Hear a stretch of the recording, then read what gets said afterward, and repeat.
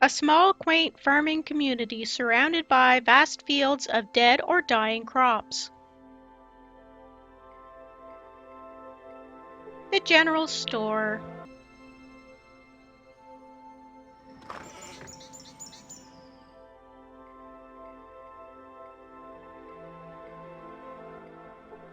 The general store.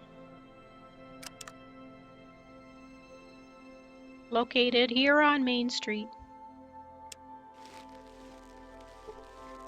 You see an average person of average height, of average complexion, nothing out of the ordinary. Sorry, this trading post is closed indefinitely due to the drought. I'm new here. What can you tell me about this town? Well then, welcome to Modoc. My name's Joe and I run this here trading post. We don't have much, just a few farms, a slaughterhouse, Rose's bed and breakfast, and a tannery. Just enough to produce goods to trade, although that could all change with this drought. What can you tell me about the slaughterhouse? The slaughterhouse is run by Grisham and his son Davin. It's just east of here. He makes the best damn jerky this side of the Rockies. Rose's bed and breakfast. Rose's bed and breakfast is on the north side of town. Travelers from all over come to just sample her world-famous omelets. Some say her omelets can cure people of what ails them. Frankly, I think that's just a bunch of nonsense. Where's the tannery? Just follow your nose and you'll find it. Can you smell that foul stench in the air? That's the tanning vats, just north of here. If you overlook the smell, you'll not find a better place to leather goods. Balthas can work miracles with leather. What's the big white building in the middle of town? Oh, that's our town church. The people of Modoc built it to show their faith. Lately, there hasn't been much to be thankful for, so nobody attends the sermons anymore. Can I ask you a few more questions? What can I do for you? I'm looking for a certain item, and I was wondering if you might be able to help me locate it. Well, spit it out. I can't help you if you don't tell me what you're looking for, and I sure ain't gonna stand here and try to guess what you're looking for. I'm looking for a holy geck. Well, you're in luck. I just happen to know where it is. I guess we have some business to discuss after all. What do you want for this information? Ah, yes, what I want. If you hadn't noticed yet, our little farming community is experiencing one of its worst droughts ever. The rainy season was unusually short this year, and our crops are dead or dying from lack of water. To put it bluntly, our community is on the verge of withering away with our crops. You do know I can't make it rain, right? No, of course not. I wouldn't ask you to do something as impossible as that. You really can't make it rain, can you? No, of course you can't. Anyway, like I was saying, we're in trouble and we could use your help. Okay, I'm listening. There's this farm at the outskirts of town where no farm should be. Some years back, it just appeared out of nowhere. Are you saying that this farm just sprung up overnight? Yeah, right. A group of us were out hunting when we noticed the new farm. But that wasn't the strange thing. Soon after, some of us got together to visit our new neighbor, only to discover that there wasn't anybody there. Go on. After many months of trying to contact the owners with no success, it was decided that the farm must have been abandoned soon after it was built. So instead of letting the crops rot in the fields, young Karl moved in. That's when things got bad. Karl started to tell stories of seeing strange glowing figures tending the crops and feeding the animals at night. We all laughed at him, thinking he was making up stories. Then one day, Karl stopped coming into town. What happened to him? Did you look for him? Of course we did. We went up there as soon as we suspected something was wrong. He starts to tremble violently. The horror. Bodies strewn everywhere, some crucified, while others were left to rot out in the sun. I still wake up screaming in the middle of the night from the horrible images I saw that day. So let me guess, you want me to go to this farm and find out what happened? Normally, I would just leave that cursed place be, but for some reason the crops at this farm are still flourishing despite the drought. We'll starve if we don't get the food soon. Will you help us rid the farm of these ghosts? What do I get out of this? In return for helping us, I'll tell you where you can find what you seek. Then it's a deal. Show me where this ghost farm is. This farm is about a day's travel northeast of here. He pulls out a map and points to a spot northeast of Modoc. Come back when you've found something. Bye. Okay, off to the ghost farm.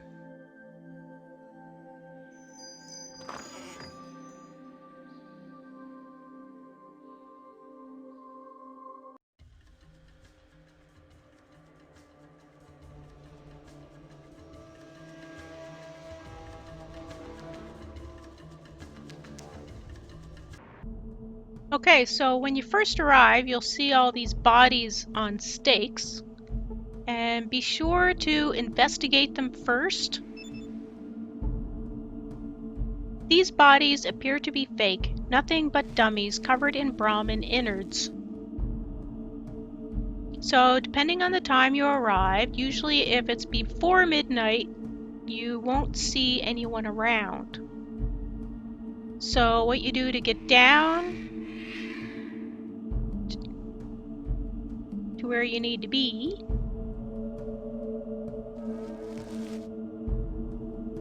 is through here, and you walk on the mat, and on the mat you will fall down. And there is a chance of crippled limbs and everything, and currently my doctor skill is really low and I don't have a doctor's bag.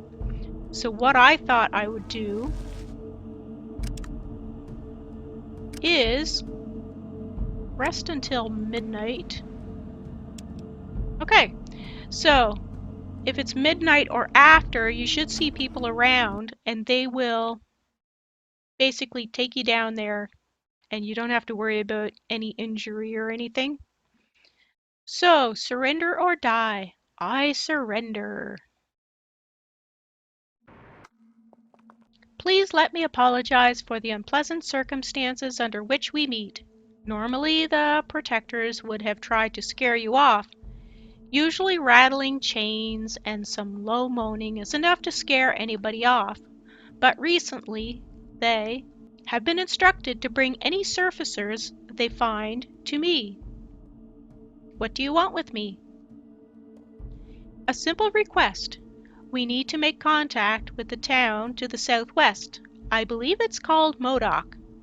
Would you do us this favor? If you answer what do I get out of this, you usually tick him off and then he doesn't trust you. So it's just better to go, I have many questions to ask before I can possibly take this mission. Fair enough. I wouldn't expect anyone to blindly accept tasks from strangers without first learning a little bit about them. Ask your questions and I will answer them the best I can. Why don't you send one of your own people to deliver the message? Since the sealing, we, as a people, have changed. Few can bear to be on the surface because they are not used to having a black sea of nothingness above them. The sensation of falling upward is so great for them that they lie frozen, clutching the ground. But that is not the main reason. All of us cannot stand the bright light of that which you call the sun. Living underground for so long has made our eyes too sensitive to light. We cannot travel far from the safety of our homes beneath the ground. Can I ask you some more questions? Ask your questions. Tell me about your people. Once, long ago, we were once like the surfacers.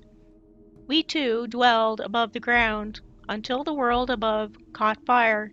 Our ancestors who were part of a secret militia sealed themselves and their families down here for protection. For generations down here, we have remained, safely hidden within the womb of Mother Earth. Can I ask you some more questions? Ask your questions. I'd avoid asking him about his defenses right away. Why did you come back to the surface? Our population steadily increased since the sealing. It soon became apparent that we could no longer survive down here without further supplies. So the seal was broken, and we once again looked to the surface for survival. More questions. Why the big ghost charade on the surface? Years ago, someone tried to take over our farm, harvesting crops and stealing animals they had no right to. We are not a violent people by nature, but something had to be done. Our survival at the time depended on those crops. That's when we came up with the ghost idea. Smearing ourselves with the glowing fungus, we were able to scare away this person and any other nosy neighbors. Unfortunately, this has been a little too effective. Lately, we've been seeking to make contact with the surfacers, but no one comes to the farm anymore for fear of the ghosts. Luckily, you dropped by. Questions? What is the purpose of your message? With the completion of the new irrigation systems, our food supply far exceeds our needs. We wish to establish trade with the surfacers and exchange surplus foods for much-needed medicines. More questions. So if I was to ask about the defenses, what are your defenses? Enough. No more questions. Make your decision now. Yes, I will gladly carry your message to Modoc. I knew you would understand. Here is a message relaying our request. Please take it to Modoc and give it to the person in charge. Return here when your task is complete. I will tell the protectors to expect your return.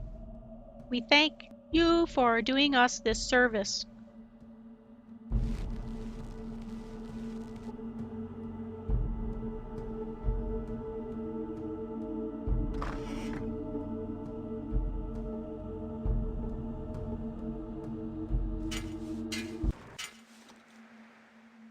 So there's a nice shortcut where you don't have to fall down the hole.